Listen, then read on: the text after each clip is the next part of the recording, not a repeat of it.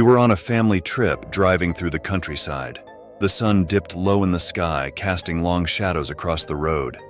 We were looking for a place to spend the night when we saw it, an old abandoned manor sitting atop a hill.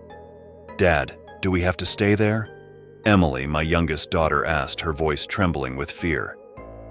"It'll be an adventure," I reassured her, though even I felt a shiver run down my spine as we approached the decrepit building. The manor looked like it had seen better days, its once grand facade now crumbling and covered in ivy. But with no other options in sight, we decided to spend the night there. As we stepped inside, the air grew heavy with the weight of centuries. Dust motes danced in the dim light filtering through the broken windows, and the floorboards creaked beneath our feet. "Are you sure this place is safe?" Sarah, my wife, asked, her voice barely above a whisper. "I'm sure it's fine," I replied, though doubt gnawed at the edges of my mind. We explored the manor, our footsteps echoing off the walls like whispers from the past. The rooms were filled with faded furniture and cobwebs, the remnants of a life long forgotten. As night fell, we gathered in the main hall, huddling together for warmth as the temperature dropped. Sarah built a fire in the old fireplace, its flickering flames casting eerie shadows on the walls. "Maybe we should leave," Jack, my oldest son, suggested, his voice trembling with uncertainty. But before we could make a decision, a chill swept through the room, freezing us in place.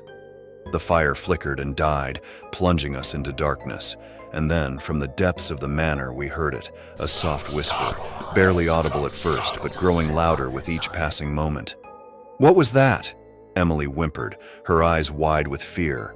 I had no answer for her, my heart pounding in my chest as the whispers grew into a cacophony of voices, filling the air with their haunting melody. "Who's there?" I called out, my voice trembling with fear. But there was no reply, only the sound of footsteps echoing through the darkness. We huddled together, our fear mounting with each passing moment, until finally the whispers ceased, leaving us in a silence so thick it felt suffocating. "We have to get out of here," Sarah said, her voice barely above a whisper.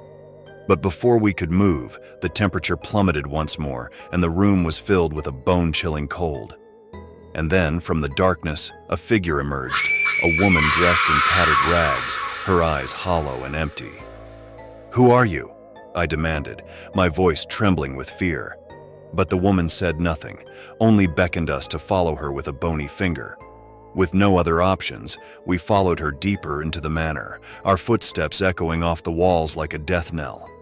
She led us to a room at the end of a long hallway, its door hanging off its hinges.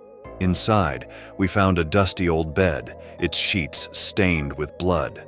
"What happened here?" Sarah whispered, her voice barely audible above the pounding of my heart. But before we could answer, the door slammed shut behind us, trapping us in a room with no way out. And then, from the darkness, we heard it, a soft, mournful wail, echoing through the empty halls of the manor. "We have to leave," Jack said, his voice trembling with fear. But as we tried to open the door, we found it was locked tight, the wood warped and twisted as if by some unseen force. Panic set in as we realized we were trapped, at the mercy of whatever evil lurked within the walls of the manor.